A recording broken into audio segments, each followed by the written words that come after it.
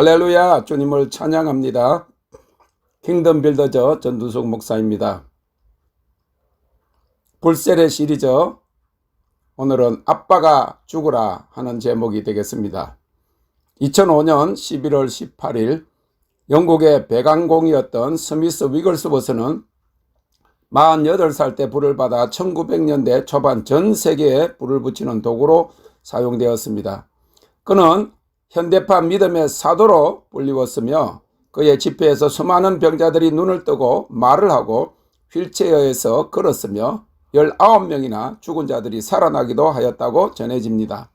그는 신유사역자와 함께 복음 전도자와 예언자로서 오순절 운동과 은사운동 양쪽에 모두 지대한 공헌을 하였고, 믿는 이들에게 보여진 믿음의 본보기와 사역의 영향력은 오늘날까지 계속되고 있습니다. 이 스미스 위글스워스의 책 Ever Increasing Faith, 항상 배가하는 믿음 책을 이미 번역하였고, 두 번째 책인 기름 부으심, 어노인팅 번역을 시작하였습니다. 후에도 그의 다른 책 병고침을 번역하였지만 나 자신이 불세례로 인해 피부와 근육과 이미 핏줄 속에까지 불이 들어간 중에 그의 책을 번역하면서 불의 열기가 배가 되어 어떤 때는 머리가 어지럽고 견디기 힘들 정도로 안팎으로 불덩이가 되었습니다. 11월 20일 팔 안쪽과 오른쪽 무릎 그리고 다리 정갱이에 불이 타오른다. 기도와 찬양을 쉬지 않게 할 수밖에 없다. 11월 22일 팔 안쪽과 깃바퀴, 가슴 그리고 어깨 축지에 뜨거움과 따가움이 있다. 성령의 임재에 머무르기 위해 계속적인 자기 부인과 회개를 통한 내려놓기를 훈련시키신다. 자기의 일을 쉬는 것이다. 그만두는 것이다. 히브리서 4장 10절 이미 그의 안식에 들어간 자는 하나님이 자기 일을 쉬심과 같이 자기 일을 쉬느니라. 하나님의 능력으로 일하게 하시기 전에 먼저 내 노력을 내려놓는 것이다. 가슴에 불이 온다. 하나님의 은혜를 느낀다. Radiance of God, 하나님의 광채이다. 고린도후서 4장 4절 그 중에 이 세상 신이 믿지 아니하는 자들의 마음을 혼미케 하여 그리스도의 영광의 복음의 광채가 비치지 못하게 함이니 그리스도는 하나님의 형상이니라. 히브리서 4장 6절 어두운 데서 빛이 비치리라 하시던 그 하나님께서 예수 그리스도의 얼굴에 있는 하나님의 영광을 아는 빛을 우리 마음에 비치셨느니라. 정말 마음에 가슴에 이 빛이 비추이고 있는 것이다. 하나님의 형상으로 빚으시기 위한 것이다.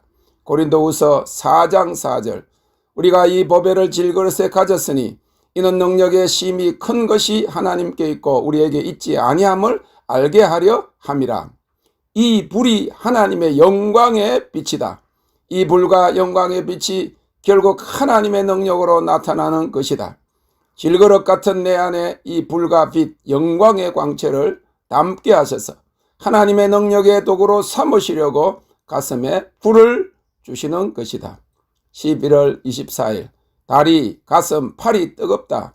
무엇을 소유해서가 아니라 이렇게 뜨겁게 하심이 웬 은혜인지 눈물이 나도록 감사하다. 그러고 보니 오늘 미국 추수감사절이다. 11월 27일 새벽 꿈에 고구마와 고구마 줄기가 보이며 그 말을 먹으라 하시는 음성이 들렸다. 큰 고구마라고 하시는 것 같다. 뿌리가 열무 뿌리와 같이 보이는 거대한 고구마를 말한다. 고구마에서 순이 여러 개 나와 줄기가 자라면 잘라서 심을 때 그곳에서 고구마가 난다. 열매 맺는 것을 상징하시는 듯하다. 거대한 열매를 말하시는 것 같다. 11월 26일 가슴과 팔이 따갑다. 새벽 꿈에 큰 건물에 학생이 가득하다. 학교인 것 같아. 킹덤 빌더저 대학인가. 11월 27일 주일이다.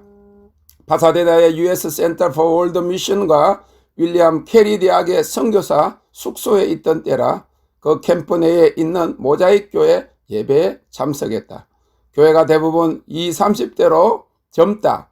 젊은 미국 목사님 설교 말씀이 그날따라 이사야 46장 17절에 19절이다. 나에게 주시는 말씀 같다. 여호와여 잉태한 여인이 상기가 임박하여 구로하며 부르짖음같이 우리가 주의 앞에 이러하니이다. 우리가 잉태하고 고통하였을지라도 낳은 것은 바람 같아서 땅의 구원을 베풀지 못하였고 세계의 거민을 생산치 못하였나이다. 주의 죽은 자들은 살아나고 우리의 시체들은 일어나리이다. 티끌에 거하는 자들아 너희는 깨어 노래하라. 주의 이슬은 빛난 이슬이니 땅이 죽은 자를 내어 놓으리로다. 그동안은 부르짖고 고통하였어도 구원을 베풀지 못했고 사람을 생산치 못하였다. 그러나 이제 주 안에서 죽으면 살아날 것이다. 시체들이라도 부활할 것이다. 나의 존재는 아무것도 아니다. 티끌이다. 그러나 깨어서 노래하고 주님을 찬양하면 주의 빛난 이슬로 땅이 죽은 자를 내어 놓을 것이다. 내가 주의 이슬 같은 은혜를 머금으면 생명을 구원하는 삶으로 쓰임받게 될 것이다. 오전 예배 후 오후 내내 집에서 번역을 하고 있었다. 그런데 단독주택이지만 1층 방 3개만 쓰고 있고 2층은 다른 가족이 사용하고 있었는데 하루 종일 발자국 소리와 심지어 개소리에다가 개 목줄이 마루에 끌리는 소리까지 너무 심해 참고 있던 신경질이 다 났다. 그동안 범사에 감사하라, 기쁨으로 찬송하라, 성령이 충만하면 범사에 감사한다는 음성을 들으면서 불세례 가운데서 성품 훈련 중이었다. 그런데 성질이 나는 것이다. 뭔가 아직도 충만하지 못한 증거다. 아니면 이제 시작된 기다림이 벌써 힘들어서 그러한가. 11월 28일 아니다 다를까 새벽 꿈에 아내 사라와 그때 9살이었던 막내딸 베키가 나왔다. 학교 시간이 늦었는데도 베키가 안 가고 있길래 왜 안 가느냐 하니까 그때야 간다고 나갔다. 아내 보고 둘 다 죽을까 하니까 학교 다니면서부터 이제 점점 영어만 하고 한국말은 서투른 베키가 가다가 돌아와서 아빠가 죽으라고 말하였다. 그렇다. 내가 죽어야 한다. 그 전날 2층에서 나는 소음 때문에 밖으로 드러나게 신경질을 내지 않았음에도 불구하고 내 속에서 참지 못하고 터질 것 같았던 신경질조차라도 다스리라는 교훈을 여지없이 꿈으로 주신 것이다. 이 무너져 내림의 여정을 시작하면서 처음 들었던 하나님의 음성이 내가 믿으면 하나님의 영광을 보리라 하지 아니하였느냐. 요한복음 11장 40절이었다. 오빠가 죽은 마르다에게 주님이 하신 말씀이시다. 그리고 나사로가 죽은 지 나흘 되었을 때 나사로야 나오너라 주님 말씀하셨다.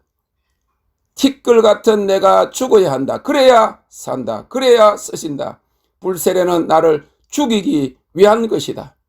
요한복음 11장 25절 26절 예수께서 가라사대 나는 부활이요 생명이니 나를 믿는 자는 죽어도 살겠고 물은 살아서 나를 믿는 자는 영원히 죽지 아니하리니 이것을 내가 믿느냐.